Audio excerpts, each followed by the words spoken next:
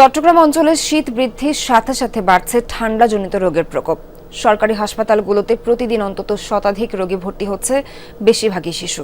আশপাশের জেলা উপজেলা থেকে আসছেন অনেকেই। এ সময় বাড়তি যত্ন নেওয়া এবং সচেতন থাকার পরামর্শ চিকিৎসকদের।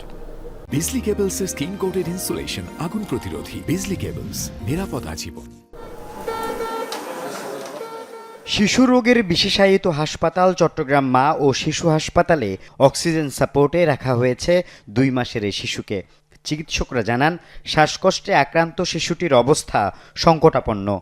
কালকে রাত্রে থেকে নিঃশ্বাস নিতে কষ্ট হচ্ছে, তো আমি আজকে সকালে এখানে নিয়ে আসছি। এখানে নিয়ে আসার পরে ডাক্তার বলতেছে আইসিইউতে রাখতে হবে, অবস্থা ভালো না, শ্বাসকষ্টের সমস্যা হচ্ছে। হাসপাতালটির বহির্বিভাগে কোলে শিশু নিয়ে এভাবেই অপেক্ষা করছেন অভিভাবকরা। এসব শিশুদের বেশিরভাগই আক্রান্ত জ্বর, সর্দি, কাশি ও শ্বাসকষ্টে। চিকিৎসকরাও নিবিড় পর্যবেক্ষণের পর দিচ্ছেন নানা পরীক্ষা নিরীক্ষা।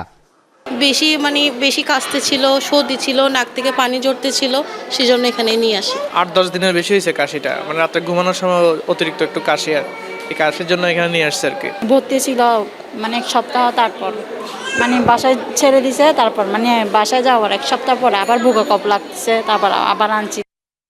নিউমোনিয়া সহ ঠান্ডাজনিত রোগে আক্রান্ত হয়ে শিশুদের শ্বাসনালীতে প্রদাহ ও বুকে কফ জমে থাকায় নেবুলাইজার ও অক্সিজেন দেয়া হচ্ছে অনেককে।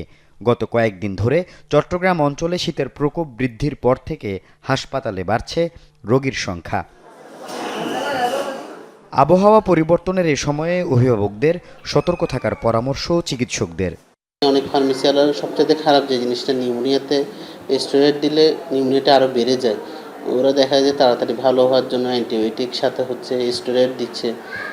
এইগুলোর জন্য কিন্তু পরবর্তী দেখা যায় বাচ্চার অবস্থা সংকটাপন্ন হয়ে যায়। চট্টগ্রাম মেডিকেল কলেজ এবং জেনারেল হাসপাতালের চিত্র একই। শহরের পাশাপাশি আশপাশের জেলা উপজেলা থেকেও আসছেন ঠান্ডাজনিত রোগে আক্রান্তরা। আল আমিন শিকদার, যমুনা নিউজ, চট্টগ্রাম।